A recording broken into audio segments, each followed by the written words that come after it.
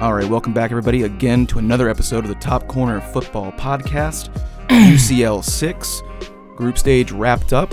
I like how you said football podcast. Of course. Just say corner podcast. I like it. It's, it rolls nicely. Manchester divided or on their ass out of the group stage. So are Newcastle. Real Madrid and Man City absolutely dominate the group stage. And Arsenal is back in the knockout stage for the first time since, 2015, 2014? Yeah. Long-ass time.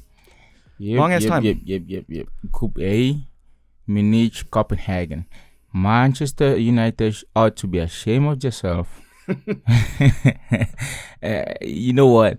If I was to work in the locker room, I would be like, you get to go. You're out. Actually, you're out. You're done. Yeah. You should stop playing. Because 15 goals conceded. Yep. That is the most in the group stage. That is the most for a Premier League club to concede in the group stage. In the group ever, stage, yeah. Period. Oh my god! And they don't even get to Europa League because they finished last in the group. Yep. Yeah.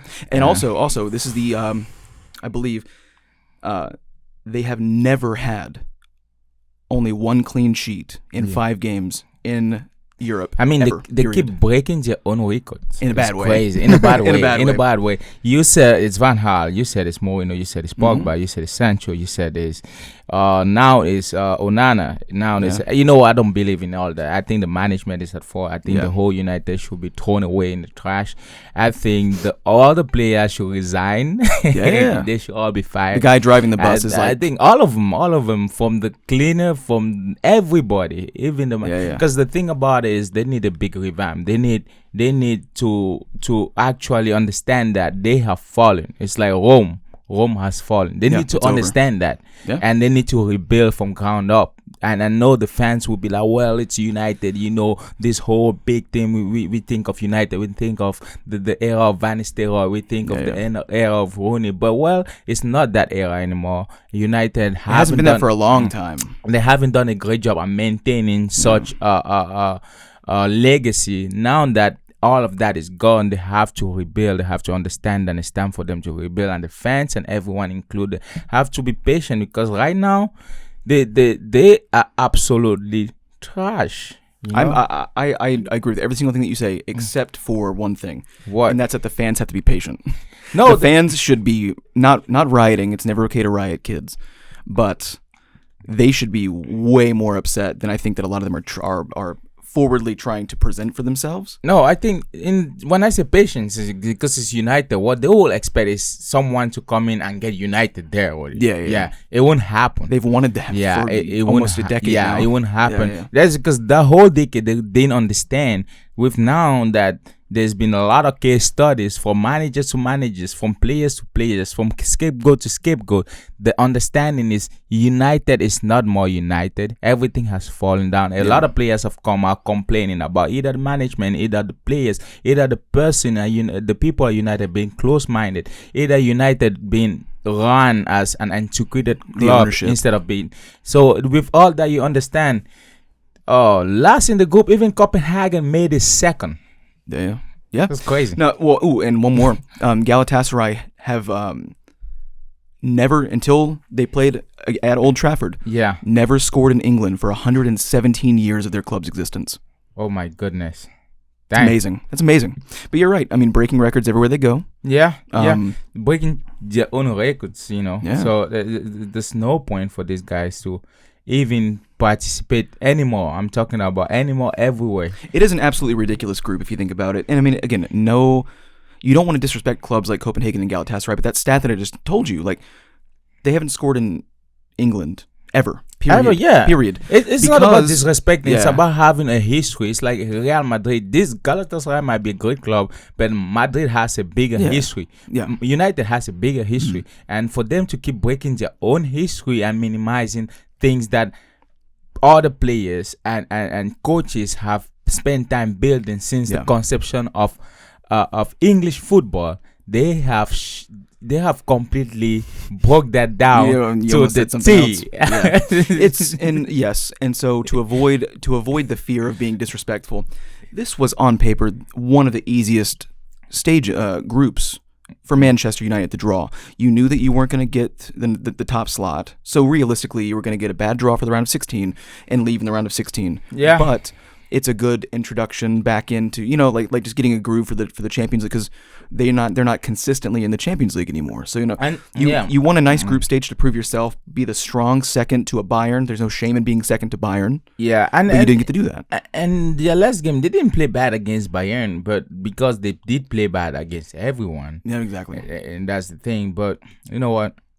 Like I said, let them all go. Sancho, whatever, let them all go. The ball boys too. Everyone, you're out of here. Everyone, get out, kid. Yeah, we don't want them anymore. You're gone. Well, that was for Group A. Yep. Bayern is definitely qualified. Copenhagen is qualified. Yeah. Which and son of a bitch, Man City's going to get them as a draw. They always get a fortunate group. They always get a fortunate draw. You know they're going to get them in the round of 16 and beat the fucking pants off of them. And everyone's going to be like, well, Man City's here to stay. It's like, God, Jesus. I mean, and then Arsenal's going to get like a crazy difficult one. They're going to get Inter. They're going to get Napoli. Well, they got... Ooh, PSG, but they will get like the second one though. They'll get someone. Oh, Arsenal can actually get... You never know. They might actually get the... what's that? They could get. Look, if you're Arsenal, you would like to get Copenhagen. Yeah. You can't get PSV. You would not mind getting Lazio. It's not the best that you could get, but I would say really you would like to get Copenhagen, Lazio, or maybe Porto. Yeah, Group B, Arsenal definitely qualify. They played a good game. I mean, it was just, I wouldn't say extra good. It was just there. Yeah. They were already qualified. Yeah. But I asked the coach, I would have rotated much more players just to make them feel the Champions League intensity. Yeah. Also to get them ready, because in matches where if you play matches that do or die and you have to pull in your depth, then you want players that are actually ready for this competition. Yeah. So I would have done that, rotated a lot of players. Yeah. But, Gabriel and Salivo started. Kevior started out of position. El Neni got some minutes, which is nice for him. Jorginho in the middle of the park, that sounds reasonable because he's played there. He started there before. Havertz on the left, you want him comfortable in that position. Reece Nelson gets some minutes, just to make sure that Saka doesn't get hurt. Trossard on the left wing and Kedia up front. I mean, it was okay in terms, and then Martin Odegaard does come on for 30 minutes. Yeah, I think that overall, Jesus comes on for it wasn't bad. 5 minutes. PSV Eindhoven might surprise you guys to in Champions League. They're the only club in their respective league that haven't lost a game week in, week out. Yeah. So they are 45 points as we stand now. I was gonna say in Netherlands. They've really Dutch crushed league. the Eredivisie. Yeah, because especially without Ajax to have any competition, who also bounced out of the Europa League. I'm talking, they're all W's. Yeah. Look at the stats, just W's. So y'all might be surprised. They might bring in the heat. You could. And Lons, do you think Lons does anything in the Europa? I think Lens does a lot of things in Europa. Yeah. Because they didn't play bad. Well, they had 2 draws, 2 wins, 2 losses.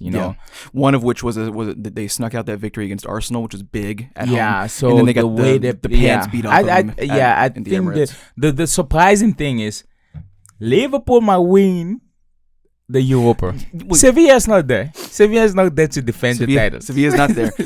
So when you really look at it, there's a big 3 in the Europa right now. There's probably in this order: Liverpool, Leverkusen, and then AC Milan does go down. You know what's crazy? And they're a favorite just because of. What if Leverkusen actually wins the Europa? That's crazy. That'd be insane.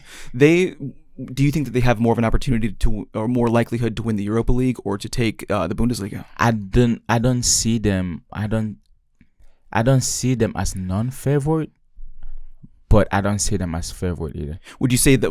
But I would say that it's like a 50% chance for Europa League. They might have more. They might. I would even say I would go as far as saying 70% chance. Yeah. Because Liverpool, just because of because there's one thing when you get in competition. That's why clubs like Madrid are really good, because in competition don't matter about what you do in your league, whatever. Yeah. It's about what it's in here. It's the mentality. It's also the experience that comes with the competition. It's also you, the players, playing this thing every single day. Right. They don't know how it goes in there. They're used to the leagues, you know. It don't matter if you Premier League, you whatnot. Madrid's gonna beat you in the Champions League. So that's the feeling. If you forget about that, then I see Leverkusen doing great things. But Liverpool just have that attachment to it. I would say it's far more likely for Leverkusen to win the Europa League than it is for their domestic league, just because of their style of play. They're very energetic. They put a lot on the line, and that works well in knockout competitions where you put all of your energy into it, and it is a kind of a roll of the dice. But whereas like a week in, week out, like consistent points, like I think Stuttgart kind of showed that Leverkusen does have some weaknesses at the back when you really spread them apart, and that's what can affect you in the long term in 38 games. Especially, they can pull out some magic in this stage and really impress some people. And the only two teams I think that they would be scared of to run into in the entire competition is Liverpool and AC Milan. And even then, AC Milan they're unlucky because Sevilla is not there, so they can win it. It is an open field for Europa, but I agree with that. Especially in the Bundesliga, because you can't really count Bayern Munich until you're like 10 to 12 point ahead, because now it's just, I think they're just 4 point ahead. 4 point don't count for much, especially with big teams like Bayern.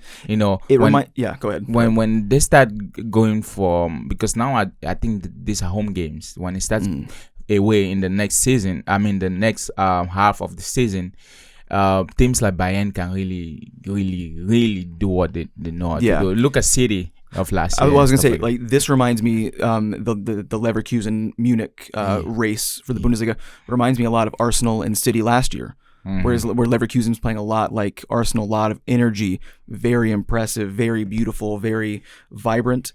But that is tough to maintain over an entire season length, and that allows for the slow, steady team like City, like Bayern, to just slowly accumulate those points. Because you think about it, it also comes with experience, right? If you're gonna come like and there's a saying in my country. They say it's usually in French, but they say the baby race is usually in the morning. Because you have all that energy burning out.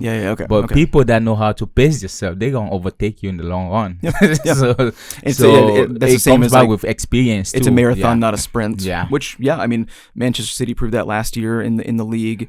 And I do believe that Bayern will slowly chip away at those, but I think that Leverkusen have a lot to prove in this knockout competition as well. But you know what though? If they win the league and they win the Europa League, my goodness, that's a history-defining season. Xabi Alonso, he's getting all the grades. I'm talking about general. He's gonna be captain. Because that's a lot of history, especially the first full year of training. And having those accolades at that level, that puts you in rarefied air. I can't think of a team off the top of my head, but especially coming with underdogs. I was gonna say like what team in Europe that's not one of like the Big Ten? The Liverpool. I can't even say Arsenal's not even in that because they've never won the European trophies at all. What team that's not Bayern? Porto, not even PSG. No, unless you want to go far. I put them in that because they do have that history. But like Leverkusen, no, they don't have that history of winning a domestic and a European trophy in the same time. That makes sense. That would put them in an unbelievably esteemed group of teams. Especially I would really like to see that. A coach like the whole squad in a sense, and even a coach like Xabi Alonso. So I can get behind that. In Group C? Group C. That shook down pretty much exactly as expected. Madrid's is all W. You guys know. White House, the Casablanca, merengue. Yeah, bullshit. I'm kidding. I will say this though, because the game is on right now. Even though Union Berlin did not win a single game. And Real Madrid won all of their games, they gave them the most trouble, really, if you think about it. Like I didn't watch that game. This one ended in 2-3, and then when Madrid hosted them, they only won 1-0. So it is interesting. Giving Madrid problem from history to history. It's weird because it feels like sometimes Madrid has a lot of problem playing small teams sometimes, Yeah. and easy when it's big teams. It goes for every big team, because when you play teams that are average to big, you cannot understand the game plan. It might be tight, it might be a draw, or it might be just like a whole full blowout. For small teams, it's either it's a blowout or it's really a surprise to you, the big team, because you really don't know the game plan and you're not used to these teams. And either they come there to do or die, or they just come there to give you some points. Yeah. And you don't really know who you're going to get at that point. Yeah, I get that. But it fairly easy. You had Napoli. Napoli is second. So how far do you think that Napoli go in the Champions League? Because looking at these draws, it depends on the draw. What they get next, though. They could get. I mean, they could get Bayern Munich. Not good for them. No. Arsenal. That would be. You know what? An interesting matchup. If they get Arsenal, that would be difficult. That game will be a 50-50 either side. It would be difficult to see what they like. It'd be interesting to see what they do without Kim in the back, having to deal with Martinelli and Jesus. Because they don't really have. They never really replaced him. Yeah. They could get Real Sociedad, but they're playing pretty solid. But in terms of an underdog team in that A group, really they would want to have Sociedad or Dortmund. Yeah. In terms of what would be the quote easiest. There's no easy team in that first seed group. Yeah, but also it would be interesting to see how Arsenal deals with Victor Osimhen, well, if he's still there, and Saliba versus Osimhen. Yeah, so it will be. But I think Saliba will pocket him. I think so too. I think so too. Even though he won, Victor Osimhen won African Player of the Year. Yeah, he definitely. Oh, you did. I mean, people were complaining. Again, there was this big complaint. Who's the competition? They said Salah. They said Salah should have won. No. It's like, this is all social media bull crap. But it's like, man, how? Yeah. This guy won pretty much a lot of things last year. Best scorer in the league. Took the Napoli to win the Scudetto for the first time in 30 years. And you go and pull around and say Salah, man, bull crap. If it was his 34 goal season, obviously yes. Yeah. But for Victor Osimhen to win silverware for a club for the first time in 30 years, don't get me wrong, he had an elite squad with him. That was the best Napoli. That was an amazing Napoli side. I loved watching them play. And it's funny, most of them are still there. Yeah. Except for Kim. And for some reason, it's kind of falling apart. It's sad to see. Anyway. Definitely. Let's move on to Group D. Speaking of Sociedad, solid.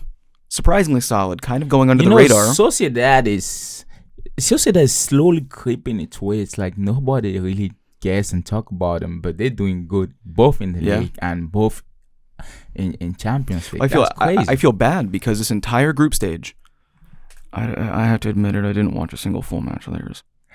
It makes you feel so. I didn't. There was always some other match that you knew. I mean, because we do this because we love this, but also we kind of have to talk about the matches that get the most hype behind it.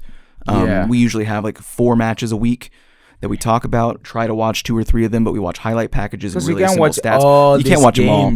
So unfortunately, Sociedad is just not going to get the same clicks that a PSG, Dortmund, or. Although I would say I would like to watch the highlight of, if not all, most of them, but it just goes back. I have bad discipline, so I gotta fix. I gotta fix myself on that. There's just no massive matchups in that group that are like absolute screamers. That at least I could have watched Sociedad Inter just to get a feel of what we expect from Sociedad.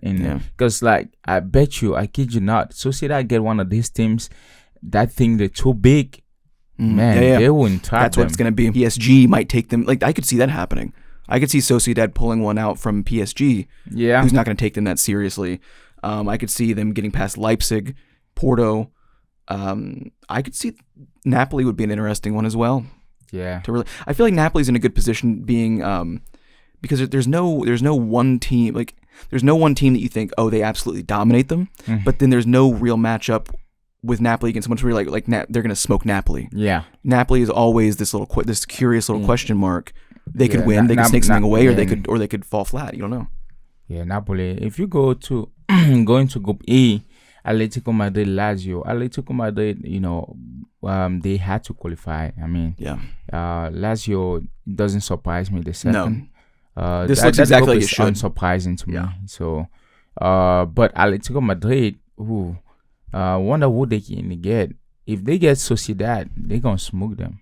But they can't get Sociedad though. Oh yeah. So they would get. They will have to get They can't get Barcelona. They can't get Sociedad. Sorry, hold on. They can get Napoli. Could they? Yeah. They can get Napoli. Yeah, they could get Napoli. They could get. God, PSG and Atletico would be so boring. Actually, it might not be boring. That's something because Atletico Madrid will play defensive and PSG will attack. That actually might not be boring. That's part of the reason that I haven't watched a lot of Atletico Madrid. They're just so unexciting to watch. And there's always a better matchup somewhere, unfortunately. So Atletico Madrid, to watch a game, because like if they play with a team that extremely defensive, becomes boring. But when they play with a team that extremely offensive, it's actually a good game. It's like every time I watch most of the Real Madrid games, most of it, and that was one of the best games of either Ramos or Cristiano, be it in Champions League or in Atletico just sits back and everyone just tees off on them. But I want to say if they get PSG is not that convincing, but it doesn't mean they cannot win. That's it. Yeah. We'll see. I mean, we'll see. But the fabled Group F, the Group of Death, is done. It's over. That group. It came down to the last 5 minutes. You know what is crazy? Newcastle absolutely pee in the bed. Yeah. How do you pull out this one-nighter and you can walk your way in, or at least get in Europa League? What the hell is wrong with you? They lack of experience, like you said. That's the thing. And even against an AC Milan side that they ended up picking it up a little bit toward the end, but had a really bad issue with scoring goals. They still had, them and PSG both conceded 8 to Dortmund's 4, which I do think will be. Borussia Dortmund Paris. The game was somewhat balanced. Yeah, it was I thought it was very balanced. Yeah, I tell you what though, that kid called Bacola. Yeah. Kid is amazing. He's very good. That first 25 minutes was just a bunch of fireworks. That was a really impressive 25 minutes. And Zaire-Emery, y'all can say whatever you want to say. This is the best midfielder of his age. Of his age, for sure, yeah. You guys can talk about whatever you want to talk about. 17 years old, you see the level at which he's playing, the composure, the maturity. Dude, in 5 years, he's going to be in his early 20s.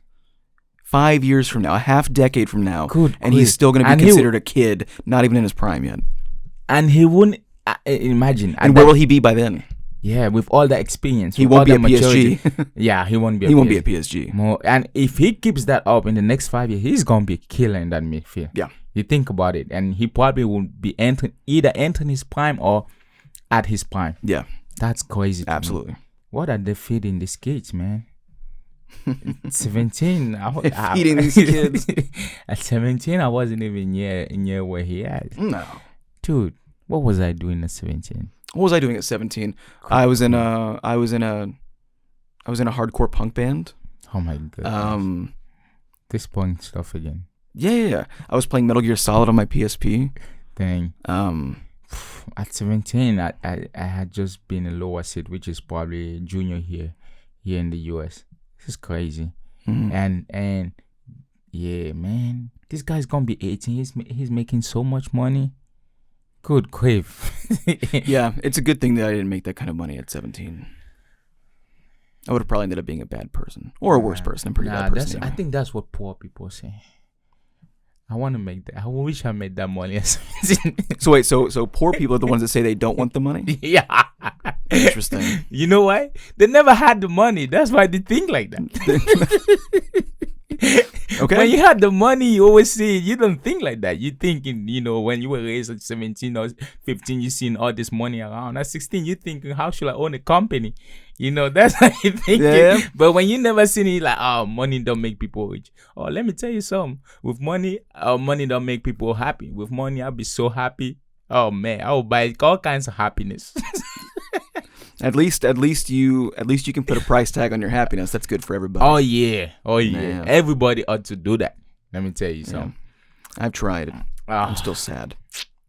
You haven't tried. You haven't had real money. I get. That's my problem. Yeah, that's my problem. Real money make you so happy. Oh, dude. Well, we should have a podcast where you tell me what real money is, Jordan. No, real money is just having a sufficiency of doing whatever you want to do. Oh, it's me now. Yeah, it's not talking about. It's like if I want to travel today to Dubai, I just have to travel. I don't have to think about, hey, I need this next paycheck and I need this. Let me do some math. But what if I don't care about going to Dubai?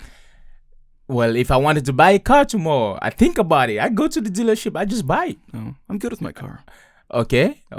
I mean, that's a good thing too. But you could have better. Could I upgrade the car? Yeah. I could. Yeah, I could. But for you to upgrade, you have to do all the math, thinking about all the accounting and. I like Calvin Phillips. I like my 2011 Honda Civic. It doesn't win me any championships, but yeah, I'm just happy to be in the league, baby. Real money. Next time I see this house I want to buy, I just buy it. Yeah. I just pull up to the neighbor. I say, hey man, how much you selling this for? I like my house. And whatever my house. Yeah, and whatever they say, I say I'll give you double. I give you double. That's what real money is. I thank you, Jordan, for telling me what real money is. Yeah, now you know. Now I know. I spent all this time not knowing. No, and now I have an idea. You're gonna be like, oh, you know what? I don't need money. Get the hell out of here. Get the hell out of here. All right. Group G. I'll leave soon. Manchester City, obviously. Yeah. All W's. I mean, who could have stopped them? Yeah. Nobody. Absolutely. And it makes sense. No one. Like the two teams that were undefeated in the group stage are the two most statistically likely to win. Yeah. So at this point of time, yep. Leipzig, always on our radar, and really want to see what team will get Leipzig. They're very fun to watch. Madrid and Leipzig will be a good game, or Arsenal Leipzig, but they might be too tactical. I don't want games that are too tactical. I really like the idea of Madrid and Leipzig. Yeah, I like that a lot. That sounds really nice. Yeah, I want Madrid to give a taste of the Champions League to Leipzig. Yeah. Can they wear down? Yeah, like can that? I want my boy to come in just. Can that Xavi Simons kid come? Can that Xavi Simons kid? Can he really run down? David Alaba. I think he can. It's like giving two guys that don't have a lot of pace in the back. Okay. Could he give him a lot of trouble? He's got to get past the wing first, but I think they might put Rudiger on him. Rudiger's not that pacey though. It's like Rudiger's not pacey, but he's got better positioning. If he's defending you body and body, you probably wouldn't want that much contact. Definitely, it's like what game was this? Kim Min-jae against who? Oh, dude, I forgot. I don't know if it was the Arsenal game. I'll have to recall, but every time this striker, when Kim Min-jae was just bullying him, and he had to switch, and the next defender he picked was still bullying him. So at the end of the day, he was he just understood it's difficult. So it's not easy.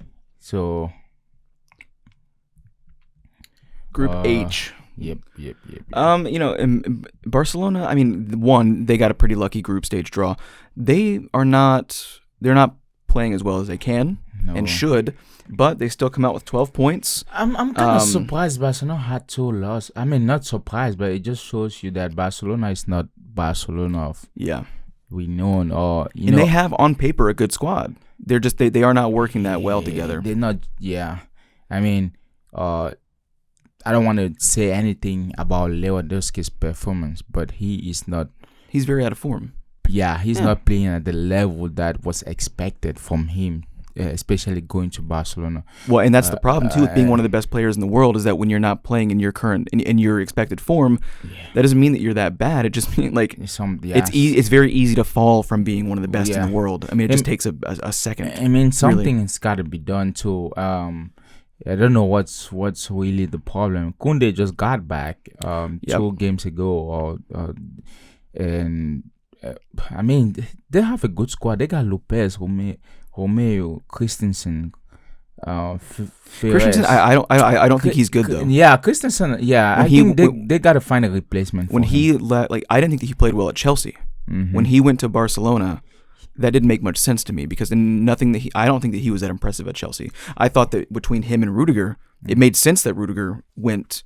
Yeah, he got a sort of an upgrade. Yeah. I did not expect Christensen to get a call from a historically more significant I like team. Rudiger though. Rudiger, like, for me, it's like my aunt don't like this, but I like players that sometimes are bully, like Ramos. Yeah. I love those type of players. And it's funny, like he is like Ramos without the red cards. Yeah, like yeah. he still like is very physical. Yeah. He just doesn't like try to murder you Green. either. Yeah. That's about it. Yeah. But so they have a good squad. I don't know what's your problem, but either the problem is tactical or because looking at the squad on paper, it looks like they could be functional together. They should be. They should be. Yeah. Hold on, let me just see. Let me theorize their. But what do you think? If you think they get if they get Napoli, that might be difficult for them. Yeah. That's one where, again, like I said, any matchup that involves Napoli. Yeah. It can go either way. It can go either. Like I will not be surprised either way with any matchup. Yeah. The only one that I would be surprised about is if after this round they unfortunately match back up with Real Madrid or something like that. You know what I mean? Like they Napoli. Yeah, that's the one where I would say it doesn't look good for Napoli. But everyone else in that first that winning batch, I think Napoli Man City would be pretty interesting to watch. Oh, Man City will beat them like the Stones. No, I don't think not right now. Last year, yes, 100% last year. Yeah, but I Victor Osimhen against Akanji and an out of form Diaz. Diaz is not usually out of form, but he is. And Akanji, I don't think he ever was in form, to be honest with you. I've never been impressed with Manuel Akanji. Akanji's not impressive. No, not at all. He's just there. He exists, but especially if he's going to do what Pep has him doing, where he's running out into the midfield. Yeah. He doesn't have the pace to catch up with Osimhen, and then it's just a one-on-one with Diaz, and that's not good. But he could match up with Stones. But they have Stones in like a holding midfield role, and he's not excelling at that either. Yeah. He's not been in good form recently because of the position that they have him in. Pep's messing around with a lot of weird stuff, and it's not making a lot of sense. Yeah, because there's some key players that left, so it gives him this whole he has this hole to fill, so that's why he's shuffling around. The only thing that I think I'd be pretty confident about is that I think that Kyle Walker can shut down Kvaratskhelia. I don't think he can. I think he will shut him down. I think he will shut him down. That's what I just said. Crazy. Yeah. I said Walker would shut him down. Oh, yeah. Okay. Yeah, every other matchup, I'm like, I don't really know how that would work. But yeah, like, because Kvaratskhelia is very, like, skilled on the ball. You know what? He's got a decent pace, but he's not Man that City, pacey. Paris Saint-Germain. I kind of want to see, now you mentioned Kyle Walker. It's like, how will Kyle Walker do with Mbappe? Because in the World Cup, Mbappe just outran him every time. Yeah. So now, if he's going to try the revenge. Yeah. No, and that's a very interesting matchup. And so so that really wraps up our group stage conversations. But I will say, let's what are your top 4 clubs for the next step? What are your top 4 clubs to potentially win the final, to take home the trophy? That's crazy. Man City, Madrid. Those are the 2 for sure I feel like they can go in either order. Yeah. I want to believe in Arsenal's magic, but Arsenal has this weird thing that whenever they get to the line of the finish line, they stumble. They're allergic to European competition, yes. Yeah, but Barcelona is not that impressive to me, so I won't count. You know what? Let me throw an underdog in there. I want to go for Sociedad, actually. Oh. I want to go so for Arsenal Sociedad. 3rd and then Sociedad 4? Yeah. Okay, interesting. I would have to say Madrid, City, Bayern, and then Arsenal. I forgot Bayern. How can I forget Bayern? You always forget Bayern. How can I forget Bayern? You always forget Bayern. Bayern is definitely knockout Sociedad. Bayern is in there. Yeah. Okay. At 4th, so actually, you know what? You're just gonna steal my order now, aren't you? No. Knockout Arsenal, put Paris Saint-Germain. That's disgusting. No. That's disgusting. I know why. Because this next step, see, the thing with Arsenal, Arsenal is Arsenal has, whenever it gets to a do or die situation, Arsenal they drown. They can't make it. That's the thing. So Arsenal hasn't. Not saying that Paris has proven that, but at least Paris has a record of getting to the semi-final.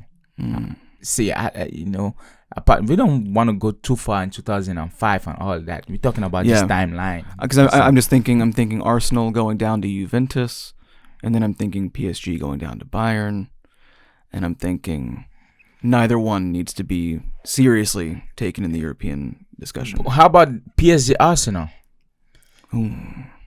I think that Arsenal does take that. Close though. I don't know, man. Close though. I feel like PSG is gonna beat the hell out of Arsenal. Because there's one thing about all these tactics things, right? This thing is good whenever you are like you. For me, it's like, how will I say?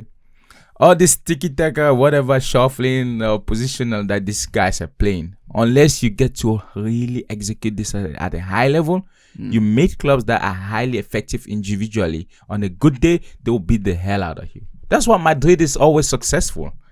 Yeah. You know? Yeah, and that's why Bayern is successful. That's why Liverpool is successful, has been successful. It's because all these things, especially with Arsenal, man, the players are great, but I don't know how they will sustain a pressure of players that whole attack in front of Paris Saint-Germain. They might not they might not have a good defense, but if they play at the level that expected of the caliber of player that they are, I don't know how Arsenal will handle it, especially in the defense. And the Arsenal defense keep moving to. You think Saliba can pocket Mbappe? No way in the hell. I don't think you can pocket him. I think that it's a very one-for-one matchup. I think that. Yeah. I do think that for sure. I get that. Okay. That's our top four, and we must have a moment of silence for the death of the group stage because the format changes next year. Oh yeah. So this will be the last time. It's very sad. Yeah, I feel very somber about that. I don't like this whole league bullshit format that they're trying to put together. Yeah, because they're upping it to 36 teams just to get more money, more matches, which is honestly the last thing that knockout competitions need. Yeah, it's sad to see. Yeah, I'm not a big fan of it. I'm not a fan of change, ultimately. It's a little bit... I wouldn't say a fan of change, but there's certain things that I don't really tolerate. I find the older that I understand, Yeah. I find the older that I get, the more stubborn I am in my old age. That's just normal because you're getting old. There's age, There's consequences of getting old because you don't like change. But the new format will feature 36 teams instead of 32, and the group stage will be one giant 36-team league, which is dumb as hell. But it's gonna be so sloppy looking too. Yeah, we're gonna look at at the table and just be like, what the fuck am I looking at? With each team playing 8 matches against 8 different opponents, 4 at home and 4 away. All 36 sides will be ranked in one single league table with 3 points for a win, 1 for a draw, and none for a defeat.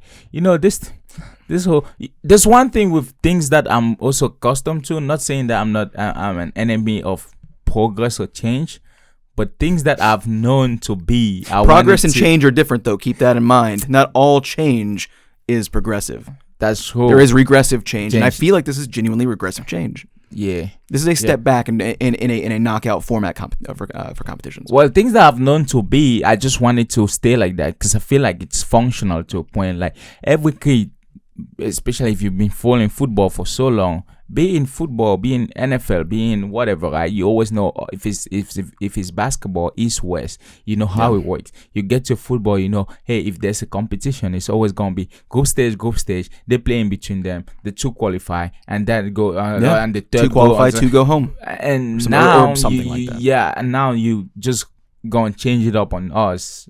Like that, bro. Come on, man. And it was functional. Look, 6 matches for each side in a 4 squad group.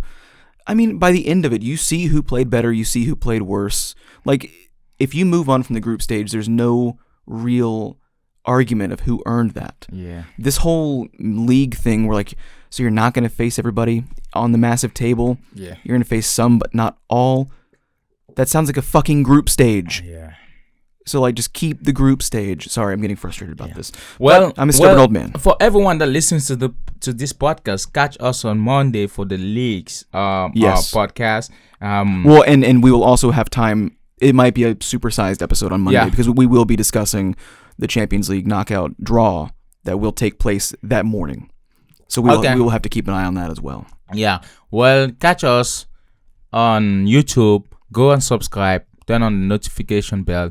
All our social medias will be the TikToks and the Instagram, the Twitters. Yep. Go subscribe. Go listen. Just go listen to us. And make sure you give us a 5-star review on Spotify. We're on Spotify too. I didn't mention that. I gave up asking for the star reviews. I'm not going to ask for the star reviews anymore because I find that... Just go on there and just put 5-star, man. Make it You don't even have... Yeah. Also, save the date. All right? Get excited. Get all tingly. The 23rd, Liverpool versus Arsenal. I like that. I like that face you made. We will have a watch along, and we will be posting it not long after the game has ended. Yeah. And that'll be a fun one. That'll be a good format change. You'll see us in our natural habitat. Yeah. And we'll also probably have some free time to be a bit more off the cuff. I mean, because we will be commenting more on the game than we will news around the park. And maybe we sort of talk about the podcast itself. Yeah. How we feel like it's going. What inspired the start of the podcast in the first place. What date is this again? This is the 23rd. Oh, the 23rd. Yeah. Yeah, definitely. The day before Christmas Eve. Yeah, so you guys are lucky. Yeah, get ready. Giving you an early Christmas present. Yes. How about that? All right, guys. Catch us on any of our social media. Goodbye. Good.